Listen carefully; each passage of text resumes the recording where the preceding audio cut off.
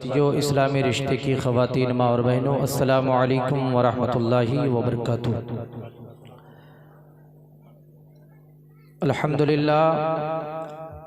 अल्हम्दुलिल्लाह नहमदुहु व नस्तईनुहु व नस्तगफिरुहु व नुमिनु बिही व नतवक्कलु अलैहि व नऊज़ु बिल्लाहि मिन शुरूरि अंफुसिना व मिन सय्यिआति अमालिना। मन यहदिहिल्लाहु फला मुदिल्ल लहु व मन युद्लिलहु फला हादिय लहु व नशहदु अल्ला इलाहा इल्लल्लाहु वहदहु ला शरीक लहु। अम्मा बाद, क़ाल अल्लाहु तबारक व तआला फ़िल क़ुरानिल मजीद वल फ़ुरक़ानिल हमीद। अऊज़ु बिल्लाहि मिनश शैतानिर रजीम। बिस्मिल्लाहिर रहमानिर रहीम। लौ अंज़लना हाज़ल क़ुरआन अला जबलिन लरअयतहु ख़ाशिअन मुतसद्दिअन मिन ख़श्यतिल्लाह। वक़ाल नबिय्यु सल्लल्लाहु तआला अलैहि वसल्लम खैरुकुम मन तअल्लमल क़ुरआन व अल्लमह। आमन्तु बिल्लाहि सदक़ल्लाहुल अलिय्युल अज़ीम व सदक़ा रसूलना नबियुल मतीनुल मकीनुल करीम व नहनु अला ज़ालिका लमिनश शाहिदीन वश्शाकिरीन वल्हम्दुलिल्लाहि रब्बिल आलमीन।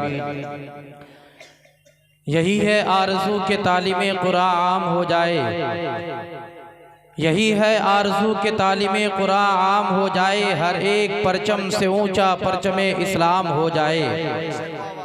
और है कौल मोहम्मद कौल खुदा, फरमान न बदला जाएगा। है कौल मोहम्मद कौल खुदा, फरमान न बदला जाएगा। बदलेगा ज़माना लाख मगर कुरान न बदला जाएगा। मोहतरम हज़रात, मिंबर रसूल पर जिम्मेदार उलमाए किराम की एक जमात मौजूद है। इन सारे उलमाए किराम हुफ़्फ़ाज़ किराम की दुआएं लेकर ये नचीज़ कुछ पैगाम कुछ बातें आपकी समात के हवाले करना चाहता है।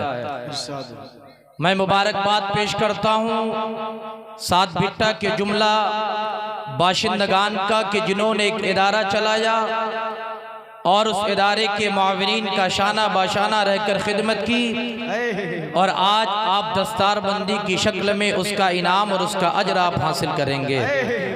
मैं मुबारकबाद देता हूँ इस गांव के पढ़ाने वाले, इस गांव के दारुल में पढ़ाने वाले जुमला मुदर्रिसीन को कि जिनकी जद्दोजहद और मेहनत ने रंग लाई, और वो बच्चा जो सादा सीना लेकर आए थे, कुरान मुकद्दस को उसके सीने में इन्होंने महफूज करवाया।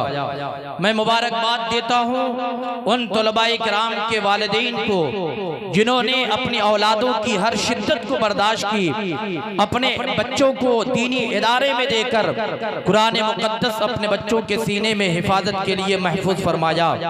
आइए मैं कुछ गुफ्तगू करूं, उससे पहले हम और आप मिलकर अकीदत और मोहब्बत के साथ अपने आका रहमतुल लिल आलमीन मुरादुल मुश्ताकीन शफीउल मुज़रबीन पैगंबर आज़म लंबे लंबे हाथों से भीख देने वाले मदनिया का जनाबे अहमद मुजतबा मोहम्मद मुस्तफ़ा रूह फ़िदा सल्लल्लाहु तआला अलैहि वसल्लम की बारगाह में अपने गुलामी का सबूत देते हुए बाबा से बुलंद दुरूद पाक पढ़ें। अल्लाहुम्मा सल्ली अला सय्यिदिना शफीअना नबीजना मौलाना मोहम्मद बारिक वसल्लिम सल्लु अलैहि सलातु व सलामुन अलैका या रसूल अल्लाह सल्लल्लाहु तआला अलैहि वसल्लम। हज़रात, अच्छे अच्छे खुतबा और अच्छे अच्छे शोरा को आपने मदू किया है। मुझसे पेशतर शार इस्लाम जनाब नसीम शहर गयावी साहब को आपने समाअत की, उनसे पेशतर हजरत मौलाना अशफाक साहब को आपने सुना, और उससे भी पेशतर हमारे इलाके के एक पढ़े लिखे शायर शार इस्लाम जनाब शमशाद जमाली साहब को आपने समाअत की। मेरे बाद और भी खुतबा हैं, शोरा हैं। मुझे अफसोस नहीं है कि कुछ नौजवान नाते नबी सुनकर चले गए, लेकिन इतना जरूर कहूंगा जितने नौजवान गए हैं उन नौजवानों में से किसी एक को पकड़कर लाइए और उससे कहो कि 1 से 5 तक का कलमा सुना दो, उस नौजवान की हालत खराब हो जाएगी। जितने नौजवान उठकर गए हैं, अगर वो वजू के फराइज को बयान कर देगा, मैं उसे यहीं बैठकर 5000 रुपए इनाम देने को तैयार हो। लेकिन मुझे मालूम है ये नौजवान जलसे आते हैं, शेरो शायरी थोड़ी देर सुनते हैं, फिर वो चौक चौराहे और दुकानों पे खड़े होकर अपनी रात को ज़ाय और बर्बाद करते हैं। उन्होंने घर से इरादा किया था कि सात भिट्टा की सरजमीन पर रहमते दो आलम कॉन्फ्रेंस में वो जश्न दस्तार बंदी में जाकर उलमाए किराम के बयानात को सुनूंगा।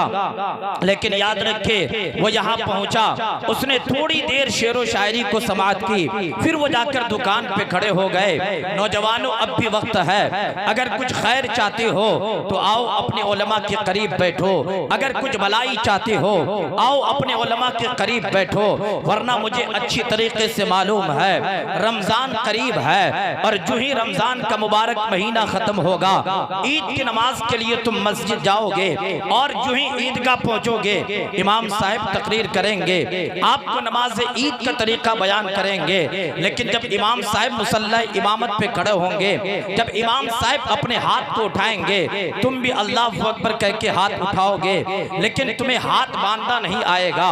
तुम हाथ बांधने से पहले कभी अपने दाहिने देखोगे, कभी अपने बाएं देखोगे। अगर तेरे करीब में कोई बेवकूफ है, जहां हाथ छोड़ना था अगर उस बेवकूफ ने हाथ बांध लिया तुम भी हाथ बांध लोगे। और तेरे बायां अगर कोई जानवर जैसा इंसान हो, जहां हाथ नहीं बांधना था अगर उसने हाथ बांध लिया तुम भी बेवकूफ बन जाओगे। इसलिए अपने उलमा के करीब आओ, अपने उलमा से मुत्तसिल हो जाओ और अपने उलमा से नमाज रोजा हज और ज़कात के मसाइल सुन लो। बड़ी संजीदगी के साथ अब सुने, मैं सिर्फ दो ही पैगाम दूंगा, एक मज़हब इस्लाम के बेटों को, दूसरा पैगाम मज़हब इस्लाम की बेटियों को। याद रखो मैंने आपसे चंदा नहीं मांगा था, मैंने सिर्फ आपको दुरूद पढ़ने को कहा था। लेकिन हमारी जबान है, ना मेरी माँ ने दुरूद पढ़ी होगी, ना मेरे भाइयों ने कसरत से दुरूद पढ़ा होगा। याद रखो ये वही नौजवान है जिसको एक सांस में दर्जनों गाने याद होते हैं। ये वही बेटियां हैं जब इनके पड़ोस में शादी होती है एक सांस में दर्जनों गीत गा लेती है। लेकिन इसी बेटी से कहा जाए बेटी दुरूद पढ़ लो, उसकी जबान खामोश हो जाती है। ये नौजवान जिसको हीरो और फिल्मों के डायलॉग याद रहते हैं, इसे अगर याद रही है तो दुरूद इब्राहिम याद नहीं है। याद रखो नौजवानों, अगर अपनी आखिरत की भलाई चाहते हो तो रब के महबूब पर कसरत से दुरूद पढ़ लिया करो, रहमते दो आलम पर दुरूद पढ़ लिया करो। आज लोग एतराज करते हैं, कोई कहता है कि खड़े होकर दुरूद पढ़ा जाए, कोई कहता है बैठकर दुरूद पढ़ा जाए। याद रखो हम अहले सुन्नत वल जमात वाले हैं, हमारा अकीदा है अगर मौका खड़े होकर पढ़ने का हो खड़े होकर पढ़ लो, मौका बैठकर पढ़ने का हो बैठकर पढ़ लो। हमारे असलाफ ने तो यहाँ तक कहा है जब तुम रात को बिस्तरे में जाना तो जब सोने लगना तो सोने से पहले रब के महबूब पर दुरूद पढ़ लेना। इसलिए तो किसी शायर ने कहा था मैं सो जाऊं या मुस्तफा कहते कहते, खुले आंख सल्ले आला कहते कहते, और हर दर्द की दवा है सल्ले आला मोहम्मद, ताबीज़ हर बला है सल्ले आला मोहम्मद। लेकिन आज हमारी हालत क्या है, हम गाना तो गा लेते हैं, मतलब इस्लाम की बेटियां बहनें गीत तो गा लेती है, अगर तौफीक नहीं तो नबी पर दुरूद पढ़ना तौफीक नहीं है। इसलिए बेटियों याद रखो अगर अपनी आखिरत की तैयारी करना चाहती है तो रब के महबूब पर दुरूद पढ़ लिया जाए। अगर दुरूद याद है तो बुलंद आवाज से सारे लोग दुरूद पढ़े, अल्लाहुम्मा सल्ली अला सय्यिदिना शफीअना नबीजना मौलाना मोहम्मद बारिक वसल्लम सल्लु अलैहि सलातु व सलामुन अलैका या रसूल अल्लाह सल्लल्लाहु तआला अलैहि वसल्लम। हजरात यकीन जाने थोड़ी देर मेरी गुफ्तगू होगी, उसके बाद आप दस्तार बंदी के पुरकैफ मंजर को देखेंगे और यकीन जाने जब इन तलबाई राम के सर पर आप दस्तार बंदी का सेहरा देखेंगे तो आप सोचेंगे, बड़ा खुश होंगे और सोचेंगे हम भी अपने बच्चों को पढ़ाएंगे, हम भी अपना बेटा हाफिज कुरान बनाएंगे। लेकिन याद रखो लोगों, वो बाप जो शराब पीता हो, वो बाप जो हराम कमाई करता हो, वो माँ जो अय्याशी कर रही होती हो, वो माँ जो आवारा गर्दी की जिंदगी गुजारती हो, वो बाप ये सोच लेगा कि मैं अपने बेटे को हाफिज कुरान बना लूंगा, ये कतन ऐसा मुमकिन नहीं है। वो माँ जो पांजीपारा हर हाट जाकर अय्याशी कर रही होती है, वो माँ जो कोई मेला कोई उर्स नहीं छोड़ती है, वो माँ सोचेगी मैं अपने बेटे को हाफिज कुरान बना दूंगा। याद रखो कयामत तो आ सकती है, लेकिन बेपर्दा घूमने वाली माए अपनी औलाद को हाफिज कुरान नहीं बना सकती है। अगर अपनी औलाद को हाफिज कुरान बनाना है, जरा जहन को करीब लाओ। ये तुलबाई कराम जिनके सर पे दस्तार बंदी का सेहरा बांधा जाएगा, आपको मालूम है इनमें से कुछ बच्चे के बाप मजदूर होंगे, कुछ बच्चों के बाप ठेला चालक होंगे, कुछ बच्चों के बाप डॉक्टर होंगे, कुछ बच्चों के बाप रिक्शा चालक होंगे। लेकिन जरा गौर करना मुसलमानों, जब इसका बेटा हाफिज कुरान बन जाएगा, कल लोग इसे ठेला चालक नहीं कहेंगे, कल लोग इसके बाप को रिक्शा चलाने वाला नहीं कहेंगे, कल लोग इसके बाप को मजदूर नहीं कहेंगे, कल लोग कहेंगे ये हाफिज कुरान का बाप है, कल लोग कहेंगे ये आलिम दीन का बाप है। और साथ बिट्टा और कुर्बो जवान से आने वाले लोगों, एक पैगाम लेकर जाओ। हमारे इलाके में एक बड़ी बीमारी है। वो कौन सी बीमारी है? एक इंसान 500 रुपए दिहाड़ी कमाता है, वो अपने घर की तरफ निकला है, 100 रुपए की वो लॉटरी खेलकर करोड़पति बनना चाहता है, 100 रुपए से वो नशे की दवाई खरीदता है। जरा गौर करना, आज समाज में तुझे मजदूर कहा जाता है, आज माशरे में तुझे रिक्शा चलाने वाला कहा जाता है, आज सोसाइटी में तुझे ठेला चालक कहा जाता है। लेकिन मेरे जुमले पर गौर करना, 500 रुपए दिहाड़ी कमाकर 100 रुपए लॉटरी खेलने वालों, 100 रुपए नशा करने वालों, 300 रुपए लाकर अपनी बीवी के हाथ में देते हो।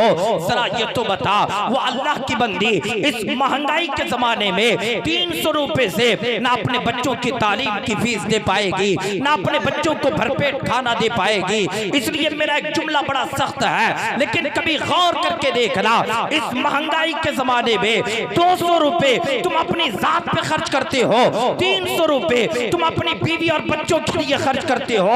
याद रखो 300 रुपए से तेरी बीवी घर नहीं चला सकती है, फिर क्या होगा? वो बीवी तेरी रहेगी, लेकिन अपने बच्चों की पेट भरने के लिए दूसरों के बिस्तरे पे जाकर सोने को तैयार होगी। वो बीवी तेरी होगी, लेकिन अपने बच्चों की प्यास बुझाने के लिए वो दूसरों के बिस्तरे को गर्म करते हुए नजर आएगी। इसलिए अल्लाह वालों, अगर अपने घर की औरतों की इज्जत बचाना चाहते हो तो 500 रुपए दिहाड़ी कमाकर अपनी बीवी के हाथ में लेना और कहना, बीवी अब मुझे शराब नहीं पीनी है, अब मुझे जुआ नहीं खेलना है। मेरा विजदान कहता है अगर वो पैसे जिसको तुम हराम काम में लगाते थे, जब उसी पैसे को अपने बच्चों के पढ़ाने में लगाओगे, याद रखो आज लोग मजदूर कहते हैं, कल हाफिज कुरान का बाप कहेंगे, आज रिक्शा चालक कहते हैं, कल हाफिज कुरान का बाप कहेंगे। इसलिए अपना मिजाज बदलो। हराम कमाने वाला, हराम खाने वाला कभी अपनी औलाद को हाफिज कुरान नहीं बना सकता। अगर अपनी औलाद को हाफिज कुरान बनाकर अपनी बख्शिश का जरिया बनाना चाहते हो तो अपने पेट में हराम हलाल लुक्मा डाल लो और अपनी औलादों को हराम लुक्मे से परवरिश करना शुरू करो। लेकिन हमारे यहाँ क्या है?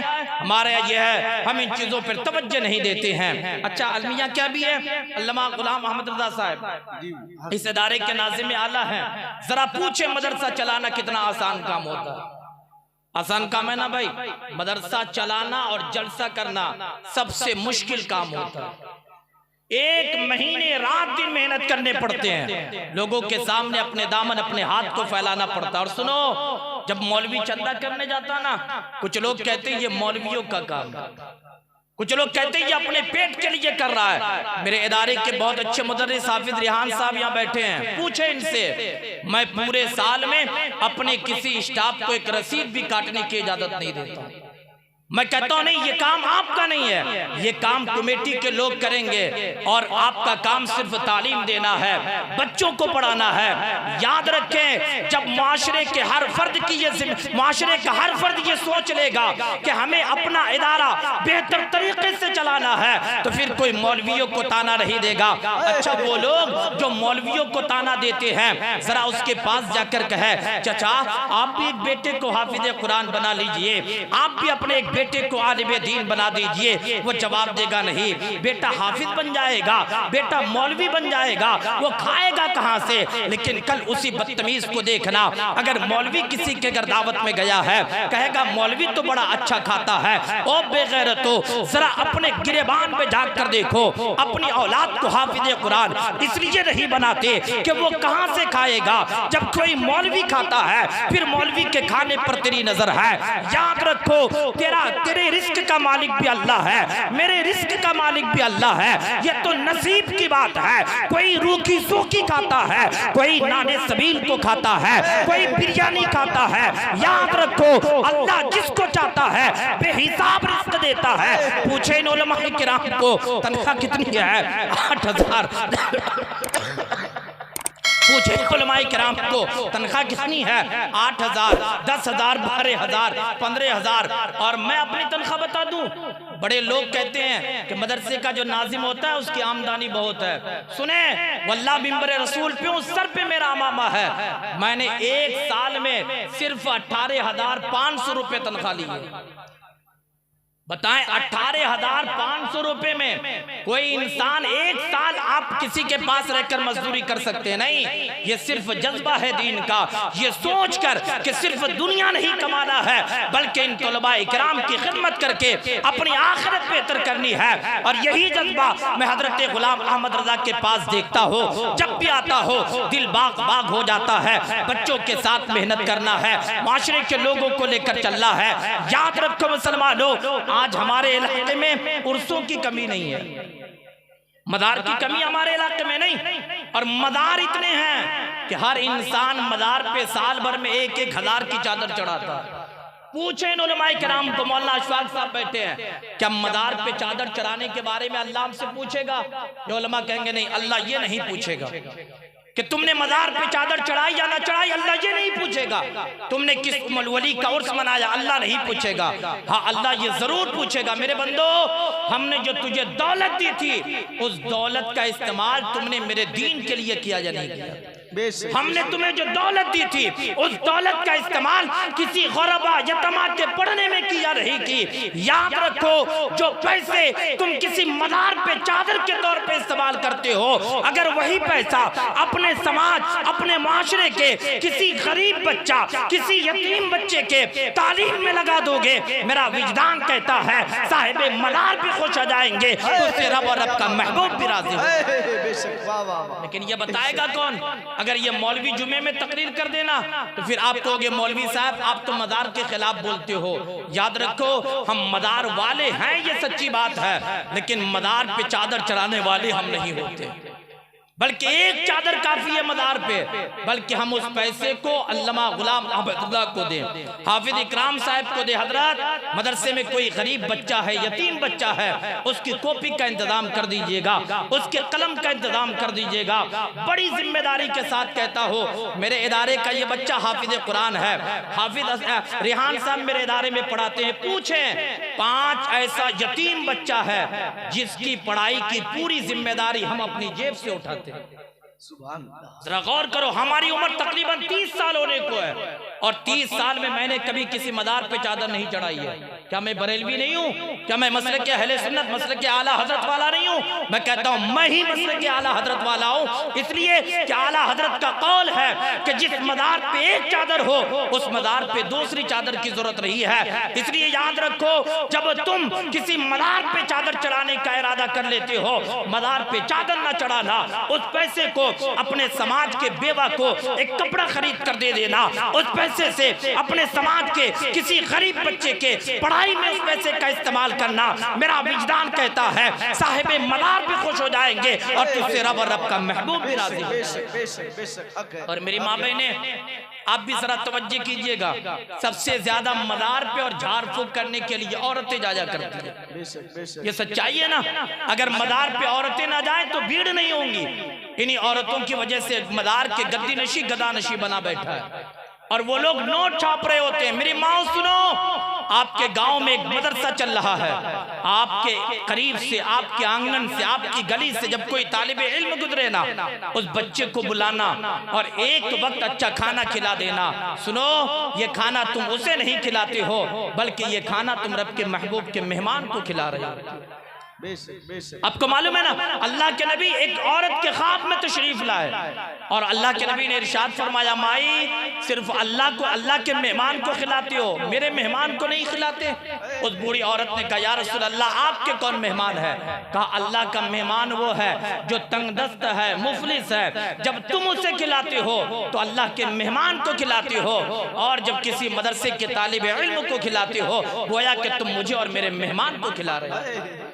इसलिए कोशिश करें अपने इदारे को चलाने की, अपने इदारे को फरोग करने की। और याद रखें, आज हम और आप जिस पुरफतन दौर से गुजर रहे हैं ना, अगर ये इदारा नहीं होगा तो फिर हमारी मस्जिदें भी आबाद नहीं होंगी। मैं कहता हूं मस्जिद की इतनी जरूरत नहीं है जितनी जरूरत के दारुल और मदारिस की हुआ करती है। इसलिए कि अगर मदारिस नहीं होंगे, जहां दीन नहीं सिखाया जाएगा, फिर वहां मस्जिद में इमामत के लिए कौन जाएगा? अजान का तरीका कौन बताएगा? गुस्ल के फराइज, वुजू के फराइज कौन बताएंगे?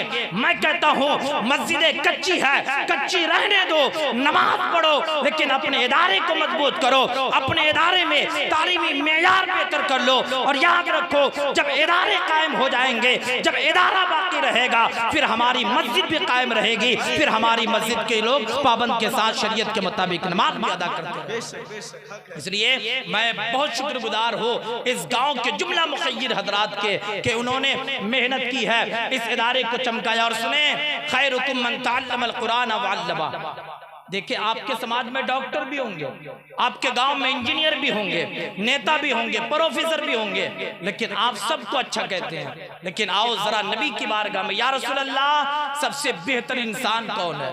रब के महबूब फरमाते, खैरुकुम मन तअल्लमल कुरान व अल्लमा। तुम में का बेहतरीन इंसान वो है जो कुरान सीखता है और दूसरों को कुरान की तालीम पहुंचा रहा है। तो जो कुरान सीखे वो सबसे बेहतरीन इंसान, जो कुरान सिखाए वो सबसे बेहतरीन इंसान। अच्छा, हम क्या करते मालूम है? हम मस्जिद पहुंचते, मदरसे में हम कहते हैं ये टूटी चटाई पर बैठकर ये नबी का वारिस कैसे हो सकता है? मैं कहता हूं अल्लाह वालों, यही सवाल, यही वसुता तो महमूद गजनवी के ज़हन में भी था ना। जरा तवज्जो कीजिएगा, लंबी गुफ्तगू नहीं करेंगे, और भी उलमाए किराम है। महमूद गजनवी जो एक जमाने का बहुत बड़ा बादशाह गुजरा है, मालूम है 3 वसवसा था महमूद गजनवी को, हमेशा परेशान किया हुआ था। वो परेशानी में रहते थे। वसवसा क्या था? लोग मुझे सबुक्तगीन का बेटा कहते हैं, मैं कैसे मान जाऊं कि मैं सबुक्तगीन का बेटा हूं? ये टूटी चटाई पर बैठने वाला, ये रूखी दाल रोटी खाने वाला, ये नबी का वारिस कैसे हो सकता है? और तीसरा वसवसा ये था कि कयामत कायम होगी, नबी शफात करेंगे, मैं कैसे मान जाऊं? जरा तवज्जो कीजिएगा, वक्त का बादशाह है लेकिन 3 वसवसा है, सबुक्तगीन का बेटा, कैसे मान जाओ? ये टूटी चटाई पर बैठने वाला नबी का वारिस कैसे हो सकता है? और कयामत कायम होगी, मैं कैसे मान जाऊं? सुने, शाही सवारी है, महमूद गजनवी बाजार से गुजर रहा है, नमाज का वक्त हुआ, अपने शाही सवारी को रोका है। इतने में महमूद गजनवी की नजर एक बनिए की दुकान पे पड़ती है।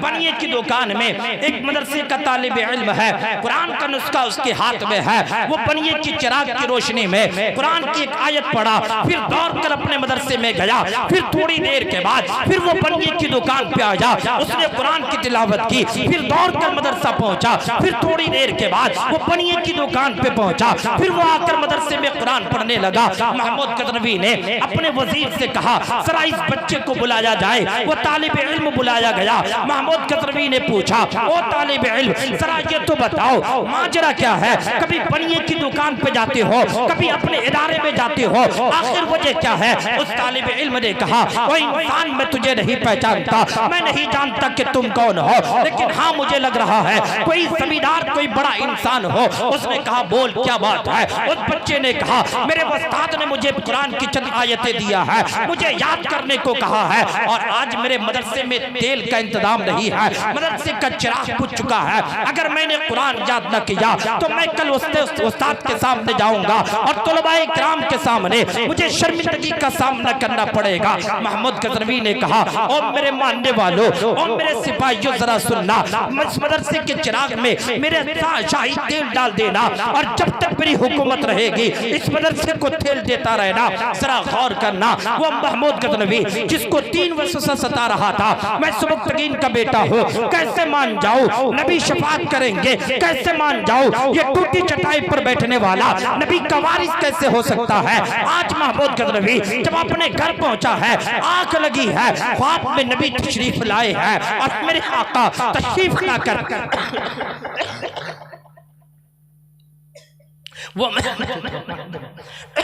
दुरूद पढ़े, अल्लाहुम्मा सल्ली अला सल्लल्लाहु अलैहि वसल्लम। वो महमूद गजनवी जिसको 3 वर्षों से सजा रहा था, मैं सुबुक्तगीन का बेटा हूँ, कैसे मान जाऊं?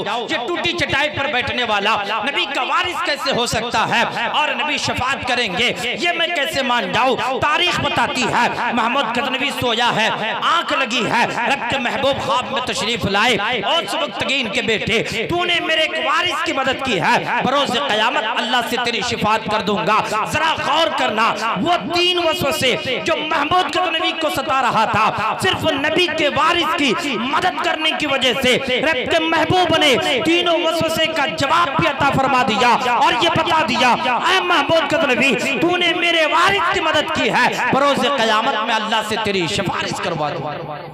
इसलिए लोगों, उलमाए किराम की कदम करें, उलमाए किराम की इज्जत करें, और आपके इदारे में जो तुलबाए किराम पढ़ रहे हैं उन तुलबाए किराम का ख्याल रखें, उनके खाने पीने का इंतजाम।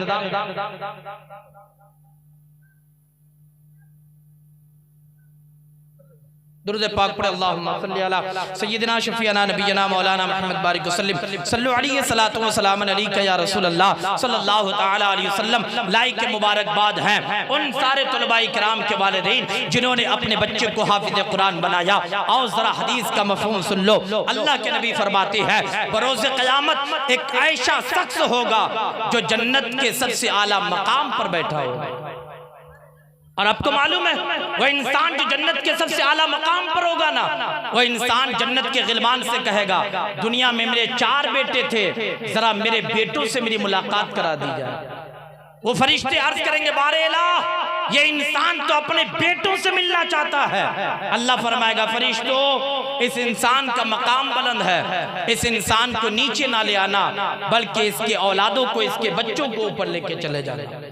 जरा गौर कीजिए, अल्लाह तबारक व तआला फरमाएगा, फरिश्तों, इस इंसान को नीचे लाने कराना, बल्कि इसे ऊपर ले जाओ, इसकी औलादों को ऊपर ले जाओ और मुलाकात कर दो। 4 बेटे जाएंगे, थोड़ी देर अपने माँ बाप से गुफ्तगू होगी, अल्लाह फरमाएगा, ऐ इंसान नीचे चला जा।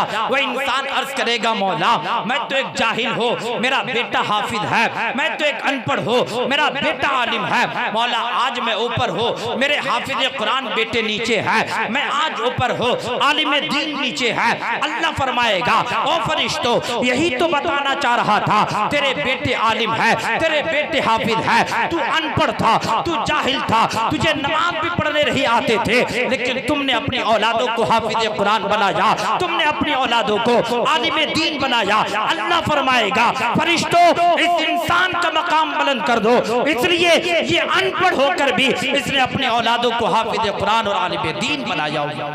इसलिए अपनी औलादों को आलिम दीन बनाए, अपनी औलादों को हाफिज कुरान बनाए। और सुने, जब कोई बच्चा आलिम दीन बन जाता है, बड़ी जिम्मेदारी के साथ कहता हूँ, जब कोई बच्चा हाफिज कुरान बन जाता है, फिर वो अपने माँ बाप के साथ बदतमीजी नहीं करता, फिर वो अपने माँ बाप को गाली नहीं देता है। और उसी के बरक्स जब दुनिया की तालीम हमारे अंदर आ जाती है ना, फिर हमारा बेटा भी आवारा बन जाता है और हमारी बेटियां भी अय्याशी करने लगती है। ये सच्चाई है हमारे इलाके की। और कौमे मुस्लिम की बेटियों, कान खोल कर सुन लो, जब आज हमारे समाज की बेटियां जब स्कूल और कॉलेज जाती है ना, तो हमारे समाज की बेटियों के सर से दुपट्टा उतर चुका है। आपको मालूम है ना, कभी कॉलेज के नाम पर, स्कूल के नाम पर, कभी ट्यूशन के नाम पर, कोचिंग के नाम पर बेटियां अपने सर से दुपट्टा उतार चुकी है। मैं गैरतमंद बापों से, गैरतमंद भाइयों से पूछना चाहता हूं, कहां गई है हमारी गैरत? जब आपकी बेटी आपके सामने नंगा घूम रही होती है लेकिन आप अपनी बेटी को कुछ कह नहीं पाते। कहां गई आपकी गैरत जब आपकी बेटी अपने आवारा दोस्त के साथ गुलछड़े खिला रही होती है, आप अपनी बेटी को कुछ क्यों नहीं कह पाती हो? मैं कहता हूं अपनी बेटी को मारना मत, अपनी बेटी को बुरा भला ना कहना, अपनी बेटी को गाली गलौज ना करना। सिर्फ एक पैगाम दे रहा हो, सुनो, जब तुम अपनी बेटी को आवारा गर्दी करते हुए देखो, अपनी बेटी से कहना, ओ मेरी बेटी तुमने अपने सर से दुपट्टा क्यों उतार लिए? ओ मेरी बेटी तुमने अपने सर से दुपट्टा क्यों उतार ली? यकीन जाने वो पढ़ी लिखी बेटी है, वो कहेगी बाबा ये तरक्की का जमाना है, ये फैशन का जमाना है। सुनो मुसलमानों, अपनी बेटी को बुलाकर कहना, ओ मेरी बेटी सुन ले, तू अपने आप को कहती है ये तरक्की का जमाना है, मैं उसी वक्त तुझे तरक्की याफ्ता मान लूंगा जब तेरी शादी होगी। 9 महीना तेरे पेट में एक बच्चा परवरिश पाएगा। अगर 9 महीने में अलिफ से या तक अपने बच्चों को पेट में याद करा दोगी, मैं मान जाऊंगा तरक्की का जमाना है। ओ बेटी मैं उसी वक्त मानूंगा तरक्की का जमाना है जब तेरी शादी होगी। 9 महीना तेरे पेट में एक बच्चा परवरिश पाएगा, 1 से 10 तक की गिनती याद करा देना, मैं मान जाऊंगा तरक्की का जमाना है। ओ बेटी मैं मानूंगा उसी वक्त तुम तरक्की के जमाने से गुजर रही हो। तेरी शादी के बाद 9 महीना तेरे पेट में एक बच्चा परवरिश पाएगा, A से Z तक याद करा देना। याद रखो क़यामत तो आ सकती है, नंगा घूमने वाली माए अपनी औलाद को पेट में नहीं पढ़ा सकती है, लेकिन आओ सिक्के का दूसरा पहलू देखो, नंगा घूमने वाली माए पढ़ा तो नहीं सकती है, लेकिन एक जात ऐसी है जिसे अब्दुल कादिर कहती है दुनिया, जिसे गौसे पाक कहती है दुनिया। मालूम है कितनी उम्र है? 5 या 6 साल गौसे पाक की। गौसे पाक की माँ हजरत फातिमा उम्मुल खैर अपना बेटा अब्दुल कादिर की हाथ पकड़ी है और अपने गांव के इमाम के पास कर गई है, इमाम साहब जरा मेरे बेटे को कुरान पढ़ा देना। जुमले पर गौर करना, गौसे पाक की माँ अपना बेटा अब्दुल कादिर को लेकर गई है, इमाम साहब मेरे बेटे को कुरान पढ़ा देना। गौसे पाक के उस्ताद ने कहा बेटा अब्दुल कादिर बैठ जा। गौसे पाक बैठे हैं, उस्ताद ने कहा तौज पढ़, गौसे पाक ने औज़ बिल्लाह पढ़ा, उस्ताद ने कहा तस्बीह पढ़, गौसे पाक ने बिस्मिल्लाह पढ़ा, उस्ताद ने कहा अल्हम्दुलिल्लाह पढ़। गौसे पाक की ज़बान खामोश है, उस्ताद समझ गए औज़ बिल्लाह बिस्मिल्लाह बच्चे माँ बाप से सीख लेते हैं, अल्हम्दुलिल्लाह मुश्किल है इसलिए बच्चा पढ़ नहीं पाता है। इतने में गौसे पाक की माँ हजरत फातिमा उम्मुल खैर आती है। उस्ताद ने कहा ओ बहन फातिमा तेरा बेटा अब्दुल कादिर क्यों नहीं पढ़ता है? इतने में गौसे पाक ने कहा ऐ उस्ताद मोहतरम मैं यहाँ से नहीं पढ़ूंगा।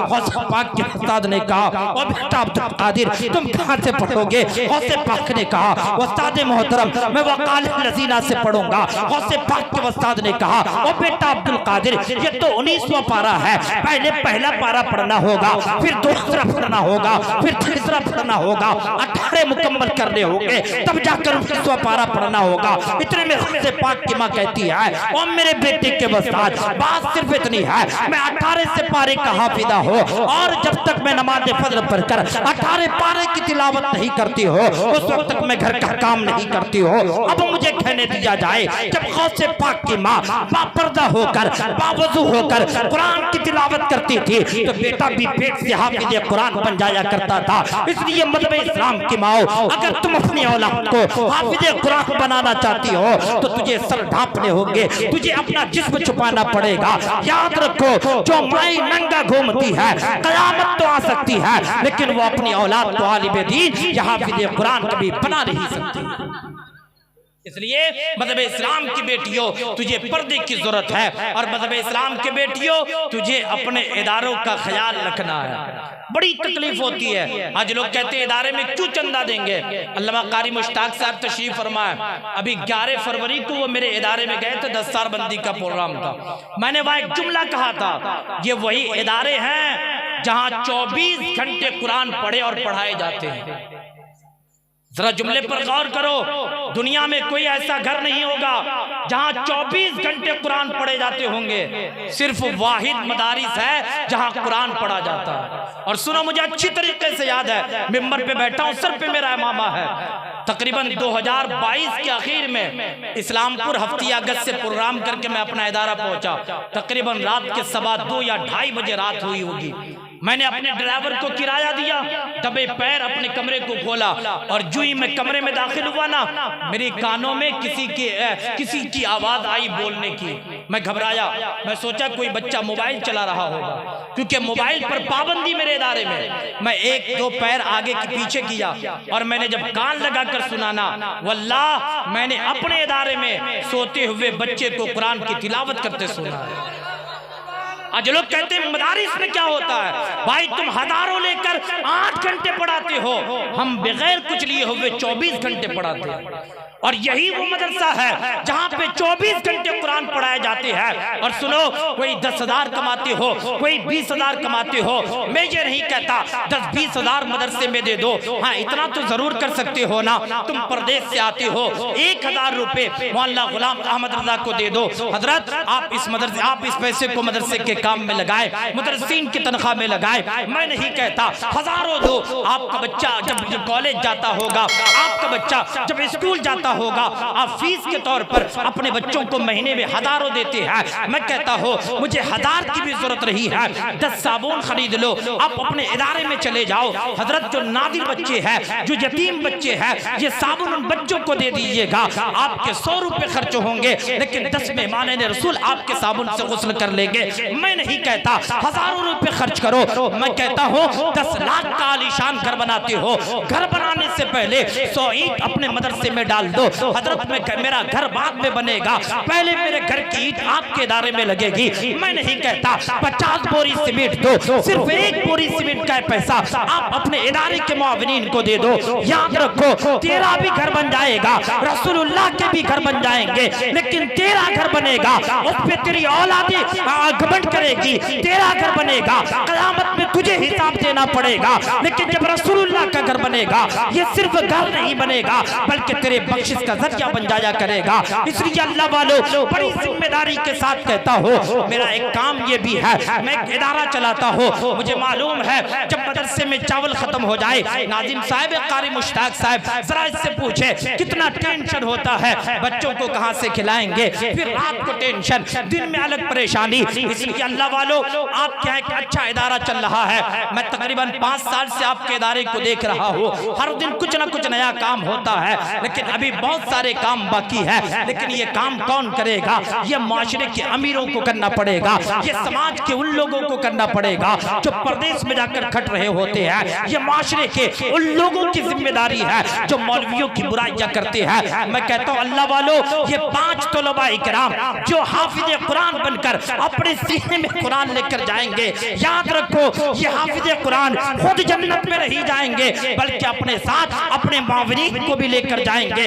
इसलिए अगर इन हाफिज कुरान के साथ अपने साथ उनको जन्नत में लेकर जाना चाहते हैं, तो इन हाफिज कुरान की और इन इदारे के मुआविन बन जाए। जब आप मुआविन बनेंगे तो इन हाफिज कुरान के साथ साथ अल्लाह तबारक व तआला आपको भी जन्नत का परवाना अता फरमा देगा।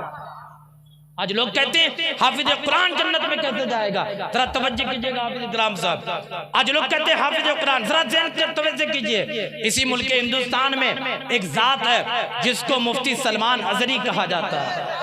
मालूम है ना मुफ्ती सलमान अजहरी की जात, जो नामों से रिसालत की हिफाजत की खातिर अपने वजूद को सलाखों के पीछे डाले हुए, यही मुफ्ती सलमान अजहरी है। इसी मुल्क के हिंदुस्तान में गुफा में बैठकर एक कुत्ता भौंक रहा था कि कुरान आतंकवादी का दर्ज देता है, कुरान को खत्म कर दिया जाए। मुफ्ती सलमान अजहरी ने एक जुमला कहा था, ओ जालिम, अगर तुझे लगता है कि कुरान आतंकवादी का दर्ज देता है, लाओ तुम अपने मजहब की किताब लाओ, हम अपने मजहब के कुरान लाते हैं। और आग जलाई जाए, तुम भी अपने मजहब की किताब लेकर जाओ, हम भी अपना कुरान लेकर जाते हैं। जो सच्चा होगा उसकी अल्लाह हिफाजत फरमाएगा। वो किधर तुम दबा कर भाजा। मुफ्ती सलमान अजहरी साहब कुरान को लेकर गए। और याद रखो, जब एक इंसान कुरान को अपने सीने से लगाता है और उसे आग नहीं जलाती है, तो वो तालिब इल्म, वो बच्चा जो कुरान को अपने सीने के अंदर रखता है, अल्लाह उस बंदे को, उस सीने को जहन्नम की आग कैसे जलाएगी। इसलिए याद रखो, जब कोई सीने में कुरान के बाहर रखता है तब आग नहीं जलाती है, तो जिसके सीने में कुरान होगा उसको आग कैसे जला सकती है। अल्लाह वालों, अगर अपनी भलाई चाहते हो, अपनी आखिरत की तैयारी चाहते हो, तो हाफिज कुरान की मदद कर दिया कर, आलिम तालिबे दीन की मदद कर दिया कर, अपने इदारे का मुआविन बन जा। और याद रखो ये इदारे जब तक कायम रहेंगे अल्लाह तबारक व तआला इन इदारों का सलाह आपको अता फरमाता है। नारे तकबीर, नारे रिसालत, मसलके आला हजरत जलसे। नारे तकबीर, नारे रिसालत।